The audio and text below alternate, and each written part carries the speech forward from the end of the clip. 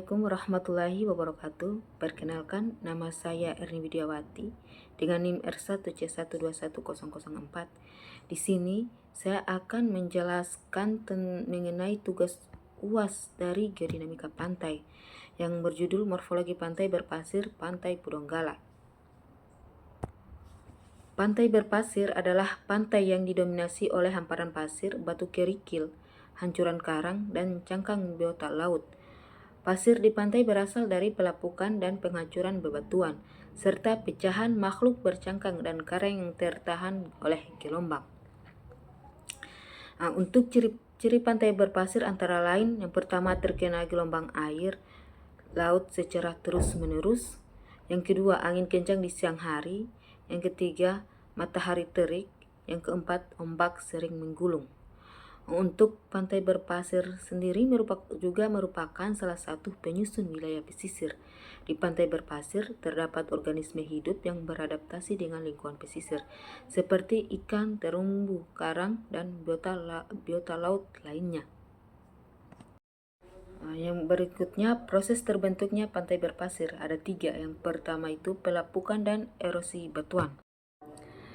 Pantai berpasir terbentuk melalui proses alam yang melibatkan pelapukan dan erosi batuan secara bertahap dalam jangka waktu yang panjang. Proses ini diawali dengan pelapukan batuan yang terjadi akibat pengaruh cuaca dan iklim seperti perubahan suhu, angin, dan air laut. Faktor-faktor tersebut menyebabkan batuan di sekitar pesisir atau dasar laut mengalami retakan dan pecah menjadi fragmen yang lebih kecil. Selanjutnya, proses erosi terjadi ketika pecahan batuan tersebut terbawa oleh kekuatan gelombang, arus laut, dan pasang surut air. Arus laut yang terus-menerus menghantam batuan mempercepat proses pengkisan dan penghancuran batuan menjadi butiran yang semakin halus. Selama perjalanan menuju pantai, butiran ini mengalami abrasi atau gesekan yang membuatnya semakin kecil dan halus sehingga membentuk pasir. Terus yang kedua itu transportasi material.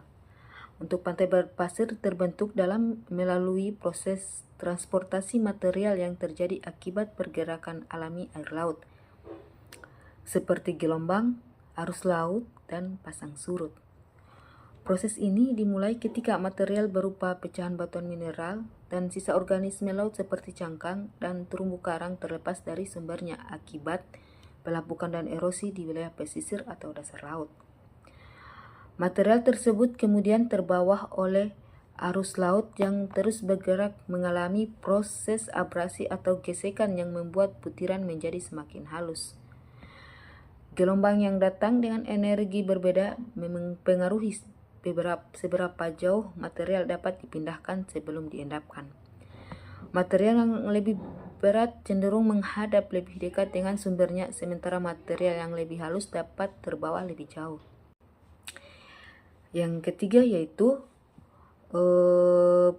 deposisi material batuan. Pantai berpasir terbentuk melalui proses deposisi material batuan yang terjadi ketika material hasil pelapukan dan erosi seperti pecahan batuan material atau mineral dan sisa organisme laut yang diendapkan di sepanjang garis pantai.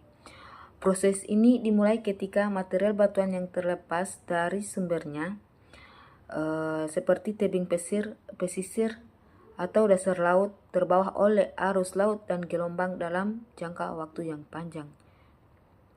Ketika energi gelombang dan arus laut berkurang, material yang terbawa mulai mengendap di area dengan kondisi stabil seperti teluk atau garis pantai yang landai.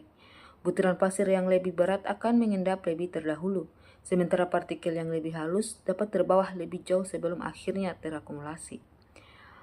Proses deposisi ini berlangsung terus-menerus, membentuk hamparan pasir yang khas di sepanjang pantai. Berikutnya yaitu hubungan pantai berpasir dengan daerah sekitarnya. Ada beberapa hal yang menghubungkan pantai berpasir dengan daerah sekitarnya. Yang pertama yaitu perlindungan. Secara morfologis, pantai berpasir berfungsi sebagai bentang alam alami yang meredam energi gelombang sebelum mencapai daratan, di mana butiran pasir yang terhampar luas membantu menyerap sebagian besar kekuatan gelombang, sehingga mengurangi risiko pengkisan tanah dan kerusakan ekosistem pesisir. Yang kedua yaitu tempat rekreasi. Pantai berpasir memiliki hubungan erat dengan daerah sekitar sebagai morfologi tempat rekreasi yang memberikan manfaat ekologis, sosial, dan ekonomi.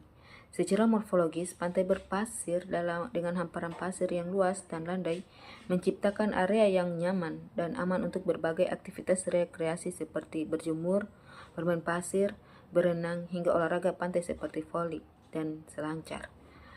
Kondisi fisik pantai yang terbuka dan mudah diakses menjadikan destinasi wisata yang menarik bagi masyarakat lokal maupun wisatawan. Yang ketiga, habitat hewan. Pantai berpasir menyediakan lingkungan yang mendukung kehidupan berbagai organisme, baik di darat maupun di laut. Sebagai contoh, pantai berpasir sering digunakan oleh spesies penyu untuk bertelur, sementara burung laut memanfaatkan untuk mencari makan atau tempat beristirahat. Selain itu, berbagai jenis kepiting dan organisme mikro lainnya juga hidup di pasir, menggali lubang-lubang untuk melindungi atau mencari makanan. Yang keempat yaitu cadangan air tanah. Pasir yang ada di pantai berperan sebagai media perkolasi atau penyaringan air hujan yang jatuh ke permukaan. Air hujan yang turun akan meresap melalui lapisan pasir, kemudian mengalir ke bawah, mengisi akuifer atau lapisan air tanah yang di bawah permukaan. Proses ini membantu menjaga ketersediaan air tanah yang sangat penting bagi kebutuhan masyarakat di daerah pesisir. 5. Aktivitas morfologi. Pantai berpasir merupakan hasil dari interaksi antara kekuatan dan alami seperti gelombang arus laut dan angin yang terus-menerus membentuk dan mengubah bentang alam di pesisir. Aktivitas morfologi ini melibatkan proses pengkisan transportasi dan pengendapan material yang berperan dalam pembentukan dan pemeliharaan pantai berpasir itu sendiri. Pantai berpasir juga menjadi area yang aktif dalam mendukung proses-proses alamiah lainnya, seperti pertumbuhan vegetasi pesisir yang turut membentuk struktur morfologi lebih lanjut. Yang keenam, perubahan garis pantai, di mana pantai berpasir memiliki hubungan yang signifikan dengan daerah sekitar dalam proses morfologi perubahan garis pantai. Proses ini terjadi akibat interaksi antara gelombang, laut, arus, dan angin yang terus-menerus mengikis dan mengendapkan material di sepanjang garis pantai. Sebagai hasilnya, pantai berpasir mengalami perubahan bentuk baik dalam hal posisi garis pantai maupun karakteristik pasir yang ada di sana. Erosi yang terjadi akibat kekuatan gelombang dapat mengurangi ukuran pantai, sementara proses sedimentasi atau pengendapan dapat memperpanjang atau memperluas garis pantai membentuk delta atau tanjung baru. Baik, mungkin itu penjelasan dari materi saya untuk UAS Geodinamika Pantai ini.